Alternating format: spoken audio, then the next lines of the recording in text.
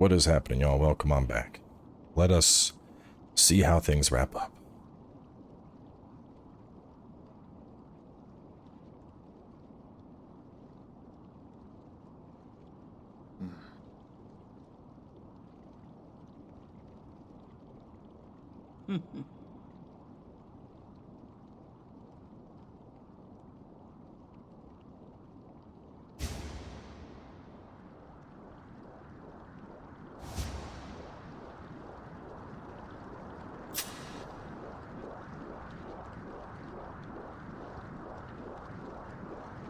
Querido.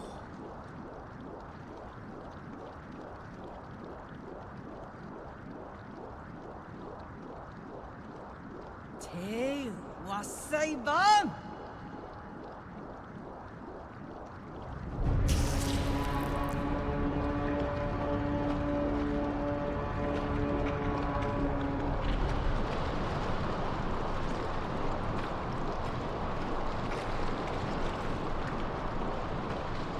It's infecting the roots with the virus.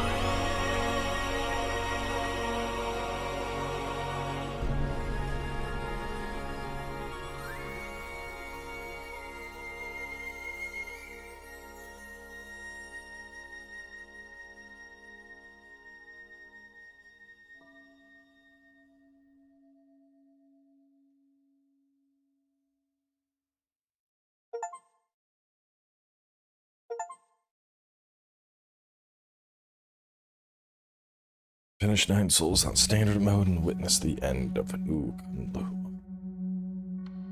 Oh my god.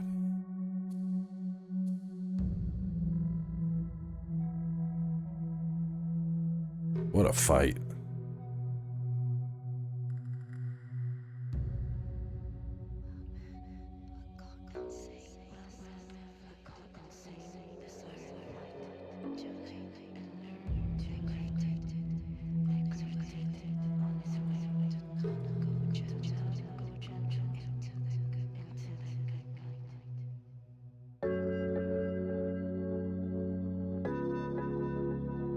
It's done. You know, I really gotta say, this is up there. This is, in terms of raw combat. Oh man. But let's talk about it in full. So I'm gonna hang on. Actually, I'm gonna lower the volume a little bit so I can. It's not drowning out my voice. So talking about the game. First off, let's talk about the gameplay. This is one of the very few games that hits those same notes that you get in Sekiro, you know, where you're like parrying and weaving in your Makiri counters. Very similar here with your like counter and your unbound. A couple of the fights were hard, but that final boss, dude, the difficulty level jump on the final boss was wild. Like, there were moments I considered just turning it down to story mode. I was like, oh, this is too much. Like, I don't have the patience for this. And then in the back of my head, it's like, fuck's wrong with you? You came all this way? You're gonna turn the difficulty down? No, you're not. You're gonna beat this thing. And like, dude, I mean, God, after episode 37, I like, all right, I'm gonna jump in and try the boss some. 30 minutes of attempts was going nowhere. Wrapped up. Next day, managed to like squeak into phase 2 once, but was doing terrible otherwise, so wrapped up. Later that night, after a nap, recorded for like probably an hour and a half trying, or an hour, I don't even know. Got to phase 2 more consistently, still didn't do it. Next day in the morning, went back into it, reached phase 3, but just getting bodied in it. Later that night, try again, just getting bodied in it. And finally, I mean, today's what? What is today? Today's Friday. Today is Friday. For reference, like, episode 37 was recorded back on like Tuesday. Like, it, dude, just wild boss fight. And, you know, there are very few games that reach that level of challenge. What's crazy is when I finally got it, like, the dodging just clicked. I was just like, dodge, dodge, dash, dodge, dodge, land. Okay, time to body you. But like, dude, I got caught so much by that stuff. It was ridiculous. But the game in all, like, aside from the challenge jump of the final boss, I think the difficulty was pretty solid. Really enjoyed the boss fights. I think the two that stood out to me the most, besides the final boss, would probably be Lady Ethereal and then Fuji and that fight, especially with the music. Which, talking about that, dude, the music in this game, oh man, some good music. Usually indie games don't just pump out banger tracks, but like when you first go to fight Fuji and Uwa, like just like that little track in the club, just like doom doom, just the drums going, like that shit gets looped in your head. I'm just like, yeah, just listening to it. So I think they did a fantastic job with music. The sound design in general, you know, the parries and whatnot, everything sounded really good. Knocked it out of the park there. In terms of the story, I really like the story, seeing, you know, the evolution of Yi, and kind of how he said that, you know, Shushuan really saved him, seeing how he, you know, learned more about, you know, what life means and what it means to live and whatnot. I thought that was really cool. They went for the, you know, kind of the Hollow Knight approach, where it's like people, they say like short words but not the whole thing. I would have liked to see a little bit more there, because there were like some scenes where like they would, you know, speak just a little bit, but not entirely. I would have liked a little bit more there, but you know, I get it. It's a stylistic choice. Art style, beautiful. The whole and the Tau punk thing, really enjoyed that. I mean, God, I think thinking about things that would be complaints, probably the only thing that really stood out to me was getting completely locked out at the end. And I mean, to be fair, the game did tell you, like, you know, hey, before we go this way, you know, anything else you want to do, you should take care of. And you know, I did stuff. I had like an hour of just going around and like closing out side quests and being like, okay, I'm good. And it wasn't until I got to the final boss that I'm like, I don't have all the heals. Because like on like day 2 of attempts, I'm like, dude, what is happening here? And I finally like looked up someone fighting the boss. The first thing I noticed was they had 8 heals, and I'm like, are you fucking kidding me? And then so I look up like, you know, heal locations, and I'm like, oh my god, I missed 2 heals. I can't get those. There's just nothing I can do. Those areas are blocked off. And you know, that was it. I didn't end up, I reached phase 3 before I looked it up, but that's where I was like, I gotta see, like, you know, how are people fighting this? And that's when I also discovered that like half the videos I found, like final boss 9 souls, are people playing on story mode. And so there is no phase 3. And I'm like, okay, cool. This isn't fucking helpful at all. Because I couldn't figure out how to dodge that thing. Even after watching the one video I found where somebody was fighting phase 3, they just kind of like jumped all over the place like crazy to avoid it. I'm like, okay, this doesn't help me at all. So still just had to get good. But yeah, you know, I mean, I get it. They told you like, you know, you're going to get locked out. But I think it would have been nice if maybe just, you know, like the terminals are broke, but the infection doesn't just block places, because you know, getting screwed out of some pretty big upgrades, that definitely hurt. I got through it, but if I had 8 heals instead of 6, I think that would have made a very, very big difference in my encounter at the very end. But all in all, I mean, this is phenomenal. There are very few games that like scratch that combat itch this well, and I had an absolute blast playing it. As for what's next on the channel, I know some people were asking about its Path of the Teal Lotus.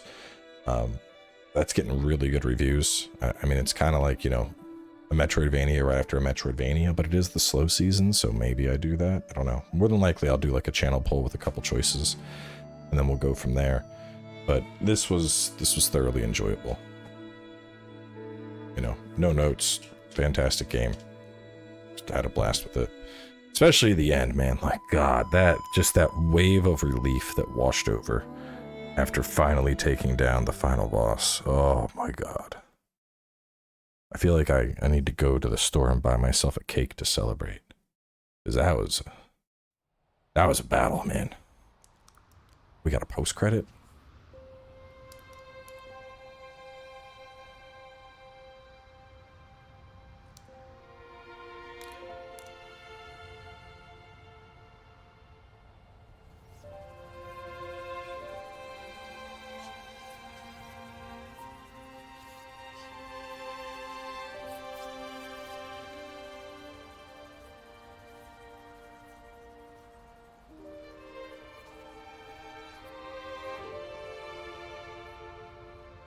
Did say your planet's probably covered in ice now. I see some green though.